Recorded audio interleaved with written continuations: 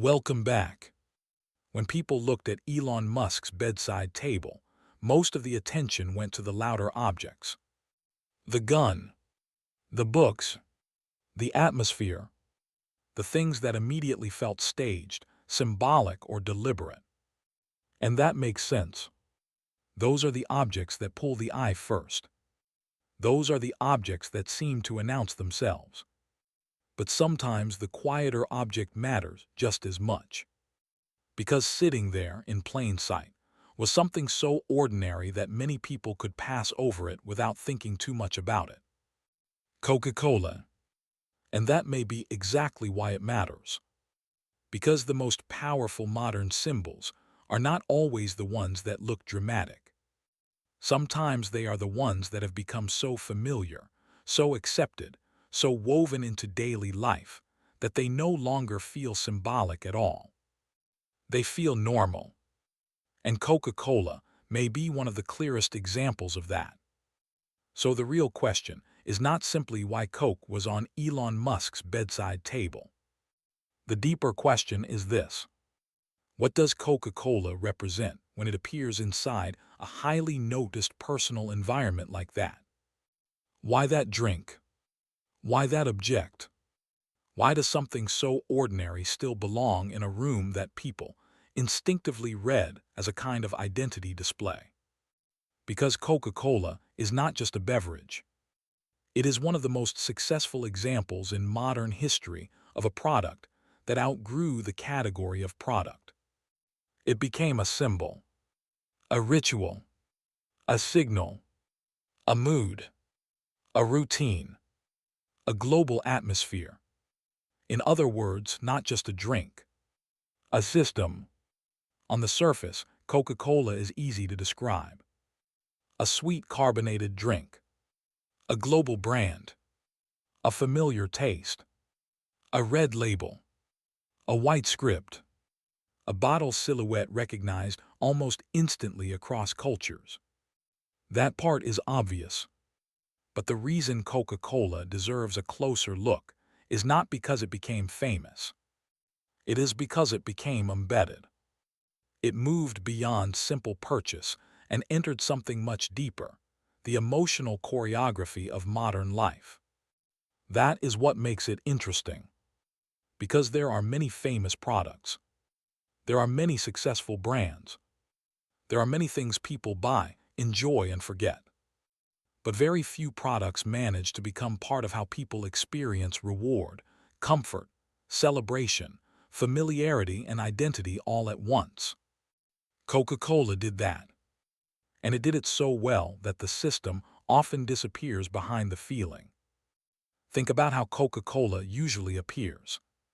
Not as an industrial formula. Not as a manufacturing process. Not as a corporate machine. It appears as a moment. A meal. A break. A holiday. A road trip. A summer day. A glass bottle with condensation. Ice. Laughter. Relief. Togetherness. A small emotional pause in the middle of life. That matters. Because Coca-Cola did not just sell a liquid. It sold the emotional setting around the liquid. And once a product begins to attach itself to human moods, rituals, and memories, it stops functioning like a simple object. It becomes something else. It becomes patterned. And patterns are where systems begin. A real system is not just something large. It is something repeatable. Something that teaches behavior. Something that links symbol, feeling, habit, and expectation into one loop. Coca-Cola does exactly that. You do not just consume it. You recognize it. You anticipate it. You associate it. You remember with it. You place it inside moments that already matter. And that is a very different kind of power. This is also why its presence on a bedside table becomes more interesting the longer you look at it. Because a bedside table is not just storage. It is a compressed environment, a private zone, a small map of proximity, the place where objects sit close to the body, close to sleep, close to waking, close to routine. It is intimate. And that means the objects placed there are not only useful, they are part of a rhythm. So when Coca-Cola appears in a space like that, it suggests more than brand preference. It suggests integration, something that has moved inward, something that belongs not just to the public world of advertising and stores, but to the private choreography of ordinary life. And that is where the deeper architecture becomes visible. Because powerful systems do not remain outside us. They move closer. From billboard to kitchen. From shelf to hand. From purchase to habit. From habit to identity. From public symbol to private ritual. That is how they stabilize. And Coca-Cola may be one of the best modern examples of that transformation. What makes this especially powerful is that Coca-Cola does not usually arrive with the heaviness of ideology. It arrives lightly, as refreshment, as pleasure, as reward, as a little lift, as a familiar companion to food, work, celebration, or rest. That lightness is part of the power, because people often resist obvious pressure. They do not always resist atmosphere. And Coca-Cola learned how to live inside atmosphere. Warmth, joy, relief, energy, togetherness, nostalgia, classic Americana, global familiarity, comfort made visible. That is not just branding. That is environmental conditioning. A product slowly teaching people what certain moments should feel like. And once a product is able to define the emotional texture of a moment, it becomes much more than a drink.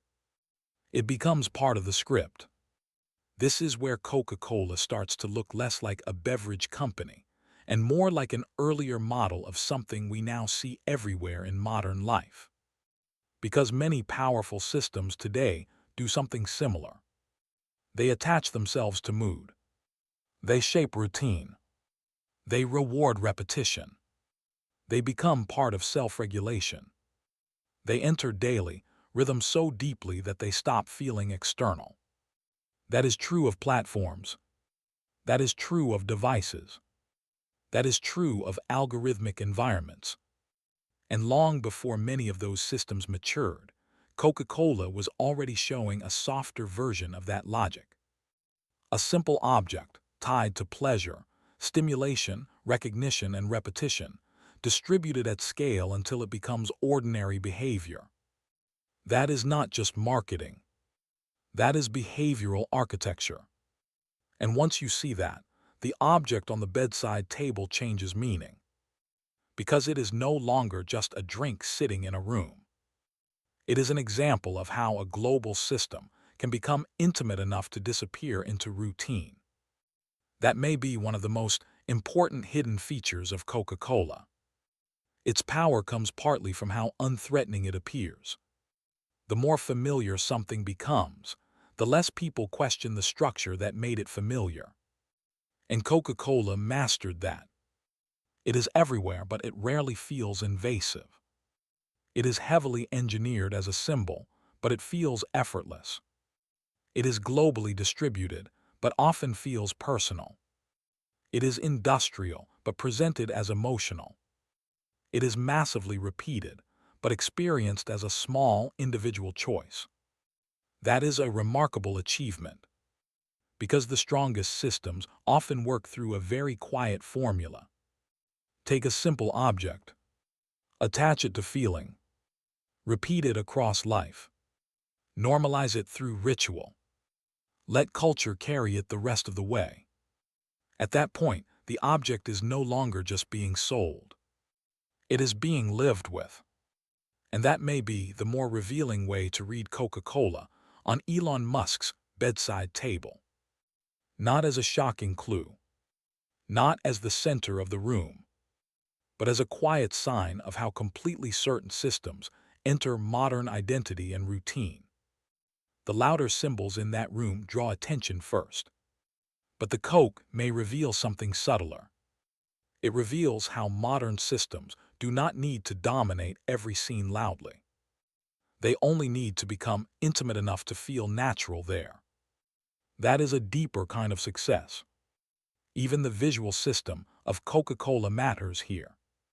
The red, the white script, the iconic bottle shape, the polished familiarity, the immediate recognizability. These are not just graphic decisions. They are memory anchors. A powerful symbol reduces friction. It allows the mind to move from image to feeling very quickly. You do not have to think hard when you see it. The meaning arrives already loaded. Refreshment, reward, classic, comfort, energy, fun, familiarity. A small permission slip to enjoy the moment. That is efficiency. And when a symbol carries that much emotional weight for that many people across that much time, it becomes something larger than branding. It becomes a stable cultural signal. That is why Coca-Cola can feel old and current at the same time. It preserves a durable symbolic grammar while moving through changing eras. And that is one of the clearest signs that a brand has crossed into system territory. It no longer depends on one campaign. It survives because the world already knows how to feel about it. So what does that tell us now? Maybe this.